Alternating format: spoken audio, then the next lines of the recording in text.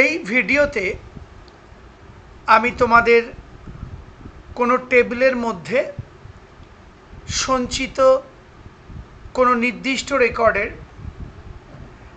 Data edit করার বা update করার বা চেঞ্জ করার আরেকটা উদাহরণ দেখাবো। লক্ষ্য করো, প্রথমে আমি টাইপ করছি সিলেক্ট স্টার ফ্রম এমপ্লয়ি, লিখে সেমিকোলন দিয়ে এন্টার প্রেস করলাম।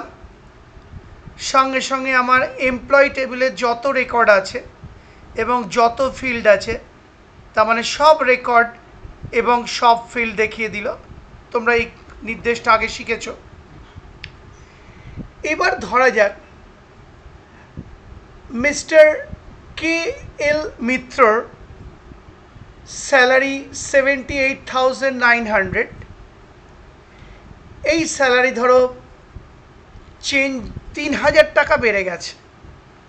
আবার বলছি, মিস্টার কে এল মিত্র ম্যানেজার E002, উনার স্যালারি ধরো 3,000 টাকা বেড়ে গেছে।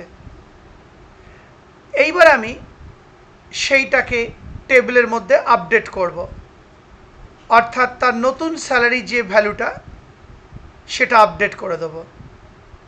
তাহলে আবার বলছি, ধরা যাক E002 কে এল মিত্র, ইনার স্যালারি কারেন্টলি হচ্ছে 78,900, এটা বেড়ে হয়েছে 3,000 টাকা বেড়ে গেছে। দেখো এবার আপডেট এমপ্লয়ি, এটা তো লিখতেই হবে। তোমরা জানো কোনো টেবিলের মধ্যে কোনো ডেটা রেকর্ডকে চেঞ্জ করতে গেলে আগে আপডেট লিখতে হয়, তারপর স্পেস দিয়ে টেবিলের নামটা লিখতে হয়, আগেই বলেছি। এন্টার প্রেস করলাম।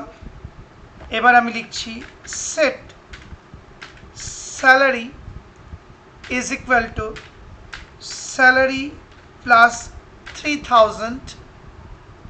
আবার এন্টার প্রেস করলাম। হোয়ার EMP ID is equal to E002 semicolon. এবার বোঝো, প্রথমে আপডেট লিখতেই হবে। কোনো কিছু ডেটা রেকর্ডকে যদি আমরা চেঞ্জ করতে চাই, তাহলে আপডেট স্পেস টেবিলের নামটা লিখতে হবে, লিখে এন্টার প্রেস করতে হবে।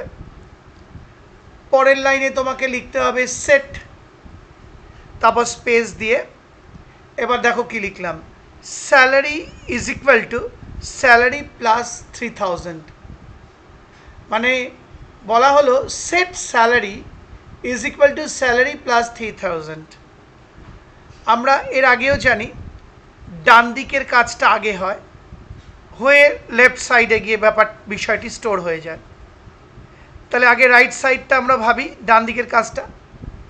এটার মানে হলো স্যালারির যে বর্তমান ভ্যালু, অর্থাৎ 78,900, তার সাথে 3,000 যোগ হবে। আবার বলছি, এই জায়গাটার মানে হলো স্যালারির যে বর্তমান ভ্যালু, অর্থাৎ 78,900, তার সাথে 3,000 যোগ হবে, হয়ে ফলাফলটা সেট হয়ে যাবে স্যালারি ফিল্ডের মধ্যে। তার মানে নতুন স্যালারি হবে বর্তমান স্যালারির ভ্যালু প্লাস 3,000। আবার বলছি, নতুনভাবে স্যালারির ভ্যালুটা সেট হবে বর্তমান স্যালারির ভ্যালু প্লাস 3,000।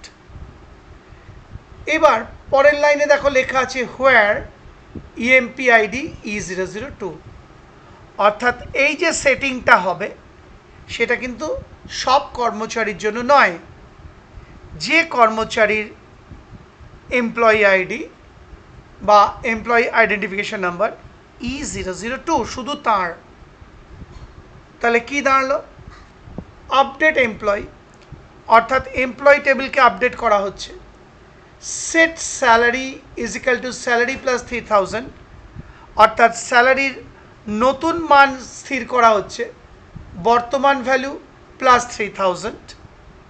কার ক্ষেত্রে?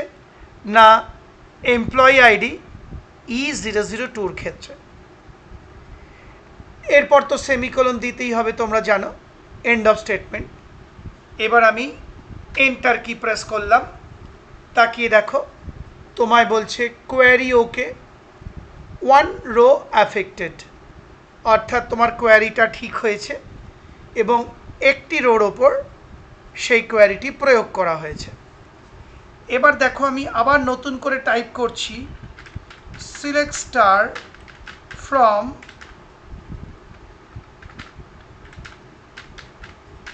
এমপ্লয়ি লিখে সেমিকোলন দিলাম, দিয়ে এন্টার কি প্রেস করলাম। এবার আমার এমপ্লয়ি টেবিল নতুন করে দেখাচ্ছে, রিফ্রেশ করে বা আপ টু ডেট করে। এবার দেখো আগে E002 ছিল 78,900 স্যালারি, এবার দেখো তুমি নতুন স্যালারি উনার 3000 টাকা বেড়ে হয়ে গেছে 81,900।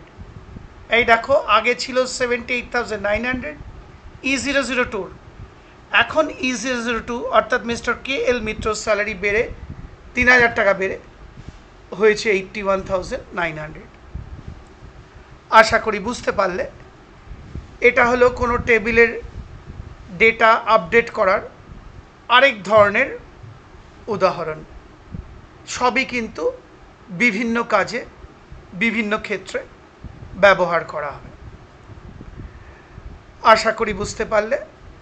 সেই সঙ্গে আমার এই ভিডিওটি, অর্থাৎ কিভাবে কোনো নির্দিষ্ট